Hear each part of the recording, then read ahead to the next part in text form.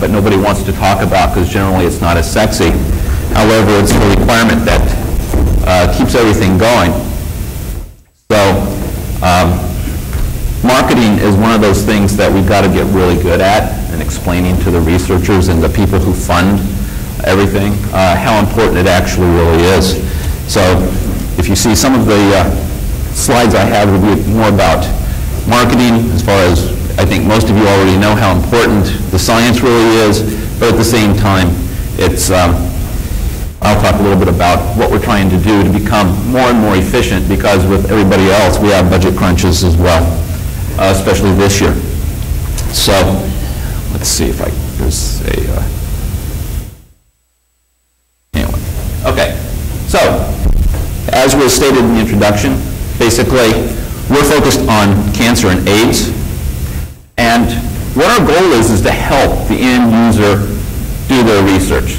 So we are very, very focused. We used to be focused on helping extramural community. We are now completely focused on the intramural community, which means the investigators who are in Bethesda, Rockville, Gaithersburg, Frederick, Maryland, Baltimore, that region, helping them get their science done because their needs have grown so much.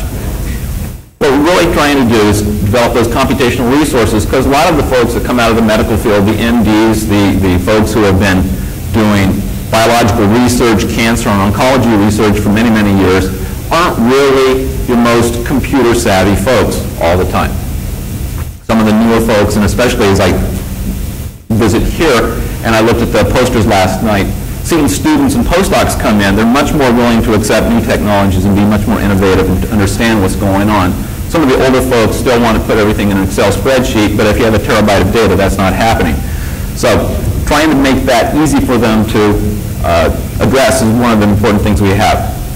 I'll talk a little bit about our experience with GPUs and a little bit about where we're going with cloud computing and a little bit of the decisions that we've been making. As we said, it's a cancer focus. I've heard at least twice now from NASA and DoD that everything is time to solution. When you have patients in a hospital and you have cancer, the last thing we really want to say is we're working on an algorithm. It's going to be really, really fast. It's going to take 5 years to get there. So time to solution is really, really important.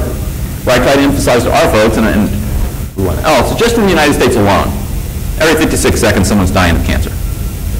So it's an important problem, but it's also an important problem to try to get something done now. And turnaround time is very, very important. Research is where we used to be trying to get the basics and the understanding.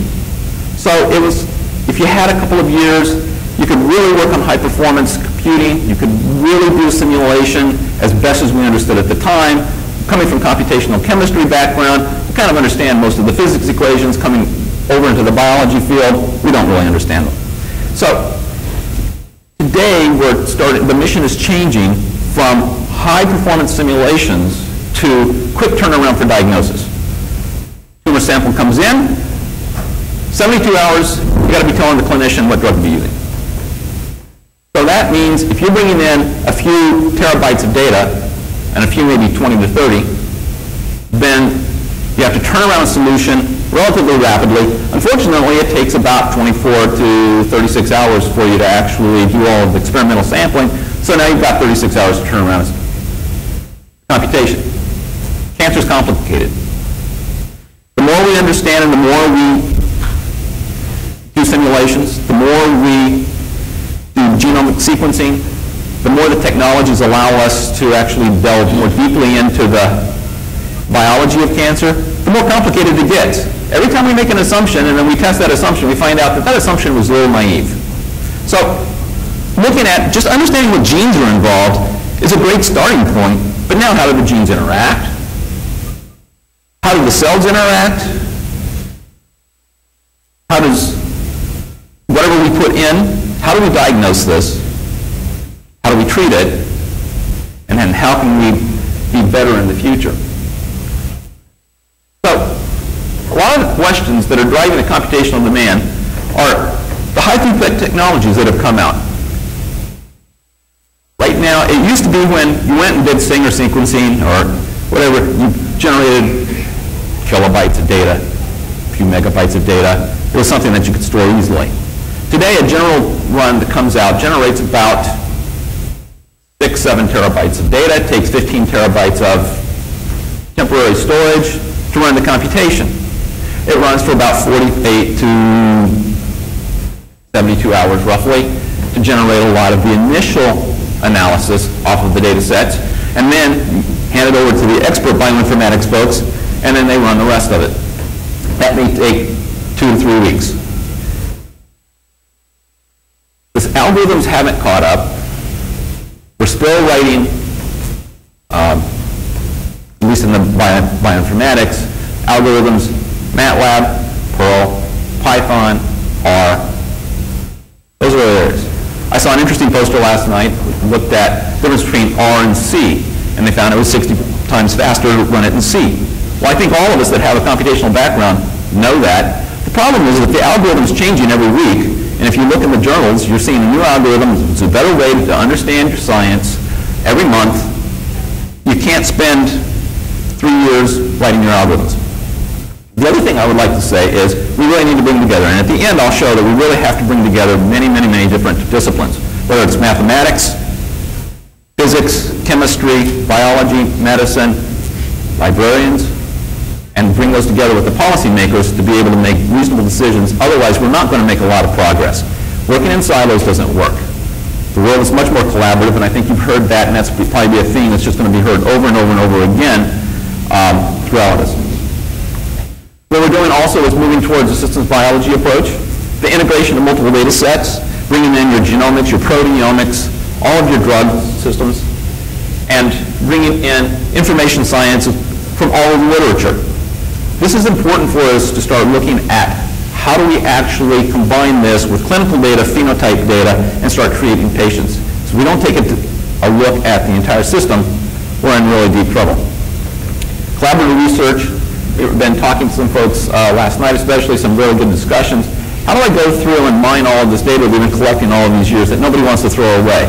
So you have a few terabytes, petabytes, whatever, of data storing around. Nobody wants to throw it away, but nobody remembers what's in the data sets anymore either. So how do I go through, do some sort of mining where I can pull out some metadata and then maybe go back? Because if I can't go back and get it, I might as well throw it away. Let's be real. Okay. I've heard over and over, and this is one of probably the most important problems that we have, is the soft challenges, I will call them. We don't have a lot of computational analysts in informatics who really understand how to get the science out of the information that we're generating. In order to bring computer scientists in, oftentimes a computer scientist, a mathematician can talk to a computer scientist often, the physicist sometimes can, the biologist generally can't, and the oncologist is speaking in some completely foreign language that has no idea what they're talking about, and then they don't understand what's coming back. Without true communication, I mean, it's like, look at our computer networks. If you don't have communication between the storage and the network and the computation and everything else, nothing functions, right?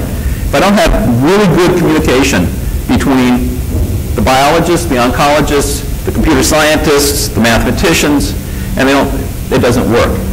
That's how collaborations work. And I think listening this morning and hearing these cross-disciplinary institutions is probably going to be one of the more important things that we need in the future. Visualization, we just heard that, of the results is really, really important as well. I can no longer just make a little spreadsheet, bring it up in Excel, make a graph. I really, really have to be able to take in these terabytes of information, display it with all of the various pathology information coming in from imaging, bring in my genomics, bring in my phenotype, understand